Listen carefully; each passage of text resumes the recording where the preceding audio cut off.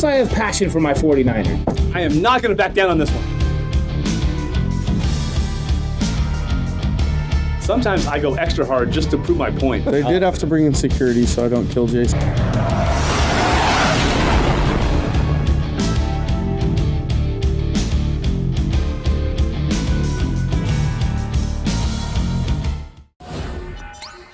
It's 49ers face-off time. And guess what, guys? The conversation was already going even during the intro. These guys are not playing around. They're going at each other nonstop all the time. 100%. They don't like each other at all. Hate him. Jack Wad. I'm a jackwad. Jack Wad. I forgot that this week's not on Patreon, so I had to Tone it down. tone down a little bit. Yeah. It's bonus week on Why the don't, channel. why don't you tone down on that hat? Ooh. Wow. On that beard. Let's hope you have a better outcome than Quicksilver in Avengers 2. With a great beard comes great responsibility. Yeah. So Then you have no responsibility then. So everyone that's on the channel that's watching this right now, this is a bonus episode. Normally you can find 49ers Face Off over on Patreon. But this week, you're getting an episode right here. It is Jay Hill going against Horse. And of course, me, Ant, I am the referee. I'm going to try to keep this thing balanced. We get somebody that goes a little off, I'm going to throw a flag on them. If somebody contradicts a point, they can challenge. I'll review it. So a red flag will get called on those. Those are all things that are going to happen in this. And of course, it is time for the coin toss. And Jason, of course, called last week. It's your time to call. What is your call? Oh, tails. Okay. Tails. Well, this time I caught it, so that's an improvement. It's heads. So, Horst, you win the toss. Would you like to go first on the first topic, or would you like Jason to go first? I'll let him go first. Ooh, I'll let him. I'm in a happy mood today. Oh, he's in a happy mood. So, Jason, Yes, sir. you're up first, and the topic is Kyle Shanahan. Is Kyle to blame for the 49ers' execution and discipline issues in Week 1 against the Bears? Ultimately, as the head coach, the results fall upon him. The win-loss record does not say for the O coordinator or the D coordinator. The win-loss record is Kyle's. So does Kyle get a lion's share of the credit when they win, and subsequently should get a lion's share of the credit when they lose? So 100% yes. Are we done? I'm getting warmed up, so Okay, so he's into it here. because I feel that the main reason they lost the game was penalties, and I still feel like outside of false starts and things like that, but I don't really think he deserves the lion's share of the blame because these are grown men, these are professionals. He can't help it if they grab a face mask. If for some reason Javon Kinlaw reaches way out here to hold an offensive lineman, he can't help things like that. This one falls on the players. It's not Mike McCarthy's fault when the Cowboys have 18 penalties in? No, it's not always. It depends what kind of penalties they are. Okay. All right. Well, I think that for a coach in his 6th year to have a team have 12 penalties is somewhat embarrassing. John Madden's team's averaged the most penalties in the NFL, and they won a Super Bowl. That was the 70s when you could just go. You didn't lose yards when you got penalties in the 70s? You could punch players back then, and it didn't matter. You got a flag. This is 2022.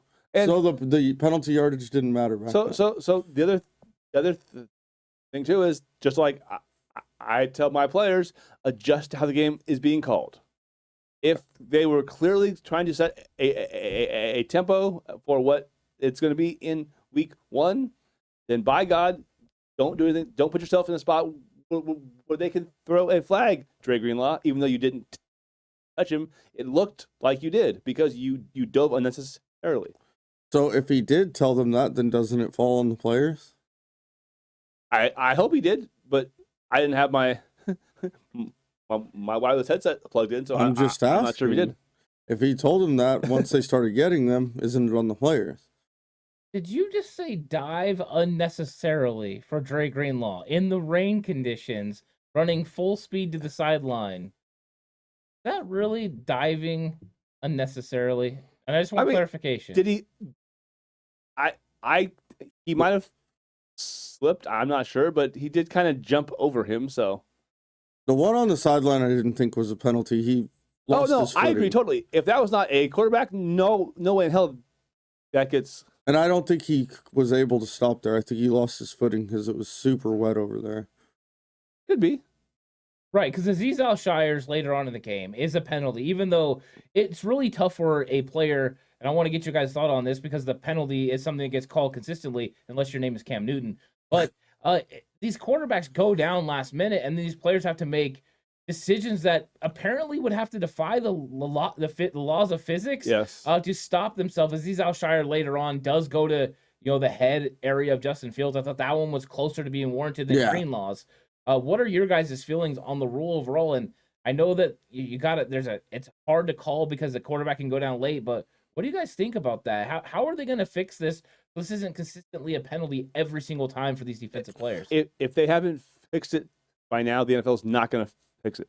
And that's the troubling part, because you're putting the defensive player in a terrible spot where he has to do something that, I mean, I'm waiting for the day a linebacker or a DB tears an ACL because he has to do something that his body can't do to avoid touching the quarterback for sliding really late. Like, they need to do something, but when you're talking about a player who makes $30 or $40 or $50 million like some of these top quarterbacks do, the NFL is not going to do a damn thing to change it, because quarterbacks are the money people.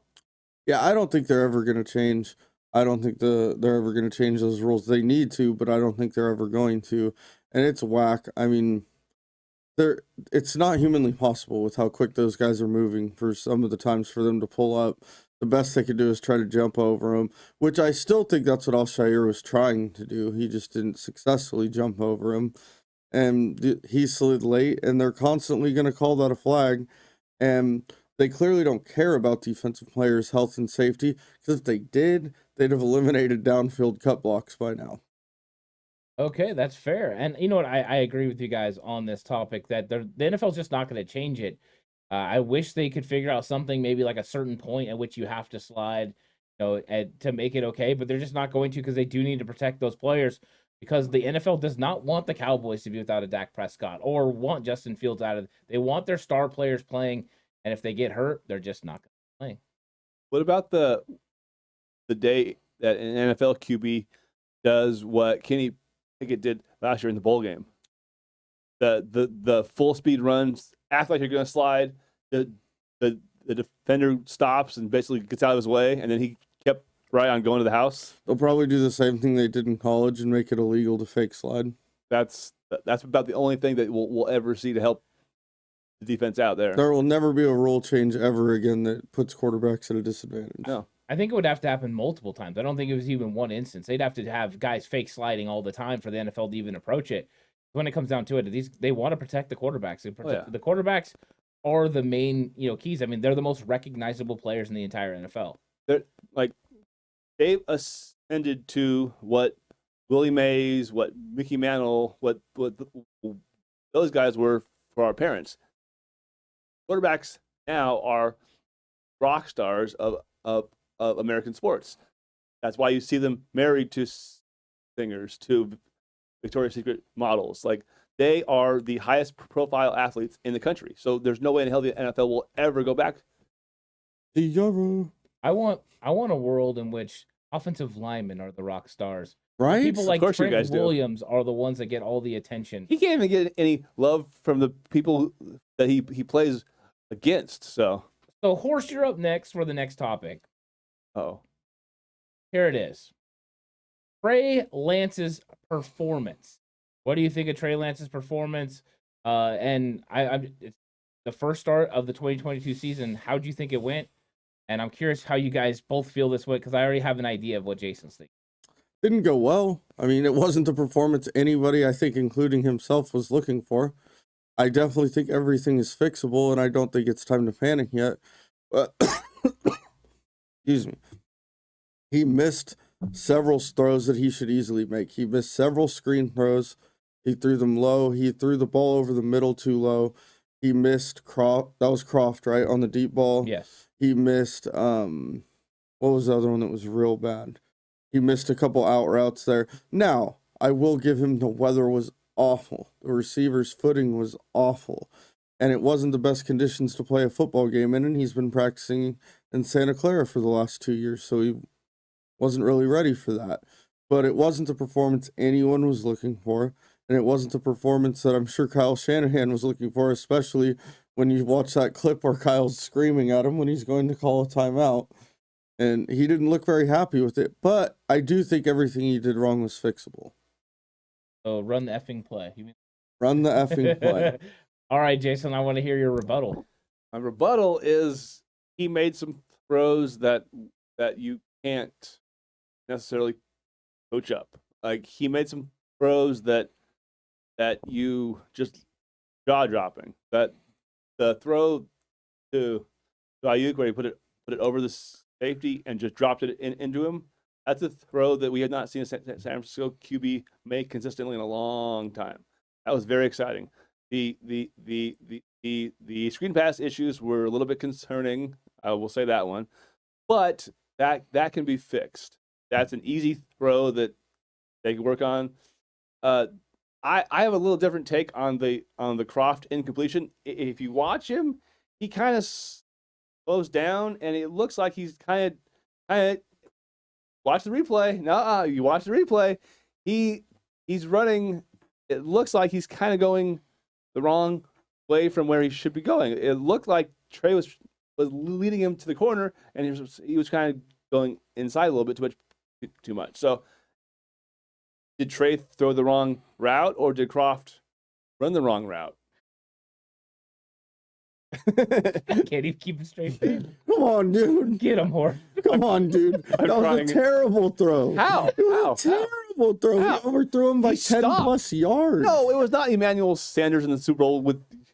Jimmy's throw to Emmanuel Sanders was a better throw than that throw to Tyler Croft. Yes, it was. He slowed down halfway through his route. If you watch the replay again, he did not run the entire time. You're right. You know why? Because it was 8 yards that way. I know I'm being a little over the top about it, but it was behind him. So the ball naturally for a right-handed quarterback will come back to the middle of the field.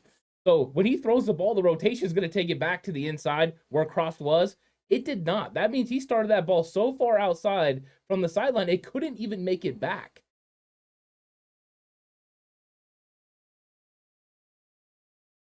He sucked. It wasn't a great throw, and I think he understood that. He said it so much. Yeah, he mentioned it in the post-game press conference about how bad that throw was. And it wasn't Jimmy Garoppolo to Kyle Juszczyk last year, but it wasn't great either. Yeah. Like I said, I believe everything he did wrong is fixable. I don't think it's time to panic. He had a bad game. He didn't have a bad game. He didn't have a good game. He didn't have a great game. He completed less than 50% of his passes. Well, 13 for 28. That's less than 50%. He was over 50% for most of the game. And then late, when they were trying to get something going, that's when most of the incompletions hit. He also was 8 for 17 on third down. And that's under 50% as well. What's league average? 65? On third downs? No. I don't know. I didn't go in my stat book this morning. You might want to check that one out. Yeah.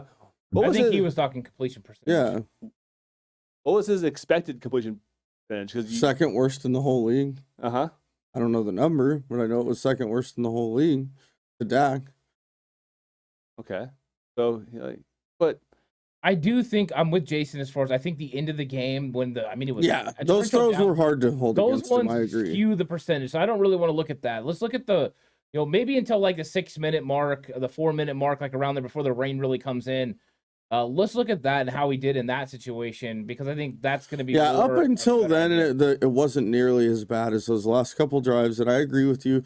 You can't hold him against him. But I mentioned he played in bad weather. I said that when I was criticizing his performance. I gave him a lot of outs. He's new. He didn't have George Kittle, who's their best player. He was missing a lot of things. But it was not the performance we were looking for. I think everyone can agree on that. That part is true. I thought it'd be a much better offensive game, but as a whole, I also thought that it'd be a lot better weather too. So I was disappointed in the way he ran the ball, honestly, as well. why? Because he tiptoed through every hole. Oh, yeah. He doesn't put his shoulder down and run. Let me ask you guys this, because he did carry the ball 13 times in the game, and we For know like most of those. 55 yards. Yeah, too. most of them weren't designed runs; they were scrambles. Like there was some design runs. There was a couple power plays, a couple read options. They even ran a triple option that was nice, where he got the ball to Elijah Mitchell. I thought those were cool. Do you think him carrying the ball 13 times and some of it scrambling is a sustainable model, Jason, for the season? Can he stay healthy for 17 games with that that kind of production? No, we need to, if we're talking designed runs for him, it should be no more than 5 or 6 every game. Was there only 5 or 6 design runs in this game? Probably a little bit more. There was like 5 or 6 design runs in this game. That's why I asked. A lot of them were scrambles. That's why I'm asking if it's sustainable for him to be able to scramble and then take hits. I'm going to be honest. I think your goal is 8. I think your number you want it under would be about 8 for total runs. For him to stay sustainable, unless he starts learning to slide, but I think he's taking too many hits when he's running. there were situations where he's trying to get the final yard. He's Then trying I to get finish it. runs. And of course, when it's a design run, he's definitely trying to do that. I'm just wondering, at 13, I mean, because this is what we've seen from Trey pretty consistently. Arizona, he ran a lot, Too much. and now he runs again. How much is that? How much can he continue to do that throughout the season? Because the last time he went down where he got hogtied, he did not look good getting back up. No, I thought I was a little worried when he went down right there. Yeah. I mean, I'm just wondering. You guys are the ones arguing. I thought I'd throw that out there because it was something that I took notice of. It just seemed like he was running a lot, Yeah, it really did, but I think a lot of those young quarterbacks do. I think Justin Fields ran a lot. I think I think Lamar Jackson still runs too much. And it's going to happen eventually. The more you carry the ball, the better, especially with a quarterback, you're going to take shots on that right shoulder. And it's not what you want. It's not ideal. But I did feel that Justin Fields took less. Don't you guys think Justin Fields took less like direct hits than Trey Lance did? Definitely. Even though he ran the football a lot? Because their running styles are so different. Yeah, that part's true. They run differently, and Justin will look to get down every once in a while too. Yeah, and draw penalties. Well, now it's time for the drive. So the drive is up, guys. Here we go with the question. Priority number 1 to fix before Sunday. Or since you won the toss, you get to elect who goes first for the drive. I'll go first. Horse is going to go first. The horse is going to lead us off. What is the number 1 priority for the 49ers to fix before they play the Seahawks on Sunday? I think the number 1 priority for the 49ers to fix is offensive execution as a whole. And after the game, I was in favor of executing the whole offense. Oh, but thank you, Hank Stram. Nice. No, that's actually a John Robinson quote. But I thought Hank's did too. But in all seriousness, the execution as a whole was off. Like Jason's claiming Croft's route was bad. I'm still not sure about all that, but they had missed plays on screens. They had missed blocks in important situations. And I think the missed blocks had a lot to do with the O-line not playing together the whole preseason. And you could tell a little bit in some of their run plays that group hadn't played together, especially the 3 guys on the interior. I definitely think we need to get the run game going better. I know the yardage was high, but when they put up towards the end of the game that they had 166 yards rushing, remember I turned to you and I said, they run for 160 yards. It doesn't feel like it, And I don't think they ever kept that going continuously. And then finally, execution-wise, stop getting penalties. That's it? Stop getting penalties. That wasn't the whole thing. It was a pause for dramatic. No, I was just saying that's the last part of execution. Oh, okay. I didn't know. Stop getting penalties. I didn't know if you were done or if you were like doing a dramatic pause. No. If you were doing a dramatic pause, it was going to be well done, and I was going to say that's fantastic. But since you didn't, Jason, you're up. Well, one of the things would be to magically heal Elijah Mitchell's knee. That's where we got to start for sure. All we need is Miyagi. I mean, Mr. Miyagi, exactly. Rub the hands together and wah! There we go. Yeah, but I heard Daniel LaRusso's never walked right again after that. Quick fixes. hey, you know what? If it gets us a win, that's all I care about. Tony Romo did come with Daniel LaRusso's gonna fight for the kicker. What was it, Bucker or what? Harrison Butker. Butker, yeah. That was awesome. That was fantastic. All right, go ahead, Jason. Sorry. That's all good. That would be part of it because he was averaging 6.8 yards to carry. So the run game definitely suffered when he went out. Like that. That's something that I think everyone could see that. But the other thing too would be get Trey in some kind of an early rhythm. Like it felt like after the first drive, after the Debo fumble, kind of the continuity was kind of hit and miss, and he didn't necessarily look comfortable all the time. So get him in the whole first quarter, get him nice and comfortable, and see what happens after that. Now, that would require some easy throws where he can hopefully get a pass. But just make life easier on him and get a lead early, and don't go into the half up 10. I think it was 7-0. No, I meant this week. Like get a lead where it's not a 3 or 4 quarter game, and you can just pin your ears back and attack Drew Lock or Gino, not have to worry about the game actually being close. Well, I think he tried all that, and he Didn't kept happen, though. throwing screen passes off people's feet. Or back. Yeah, I mean, they tried to get him all those easy throws early in the game, and they just weren't executing. Early in the game, they were moving the ball pretty well, though. The first drive. Yeah. After that, I thought the first drive of the second half as well. Yeah. They moved the ball right down the field. They weren't able to. they got a finish, field goal. Yeah. but I thought overall it was a great drive. I mean, the first drive of the game, the first drive of the second half, which means Kyle, right, coaching, puts together a good game plan coming in, and then also for the first, that means adjustments in the second half. I think that shows that Kyle's handling play calling pretty well. Yeah, like I said earlier, I really don't put the blame on Kyle. It was an execution issue, but they tried to get those easy throws going. Like I said, it partially was the weather. I'm not saying the receivers, linemen executed everything right. It wasn't all Trey. And I've said that last night, and I said it again today. But they tried to get those easy throws, like you're saying, going, and it just, for one reason or another, didn't work. That was clearly the plan. I think they'll get it rolling this week, and I think they'll be fine. Yeah, I think so. I think we all feel like there's going to be a little bit of a change. The 49ers will come out and not play the same way they did against Chicago. But you get to decide who won this matchup. Did Jay Hill win the argument? Did Horst win the argument? I think it was a fun one to have. So thank you all for watching 49ers Face Off. This is a Patreon exclusive, but it's available to you right now because it's a bonus episode right here on YouTube. If you liked more 49ers Face Off, head over to Patreon and sign up today, and you could watch 49ers Face Off. And there's a lot of other cool things over there as well, including a show I do with Horst called Slightly Offside. So that one is More than slightly offsides. Yeah, that one definitely has to stay behind the pit. No, it's going to be a bonus episode this week too. But I would thank everyone for watching. I hope you guys had a good time, and we'll catch you guys on the next episode of 49ers Face Off.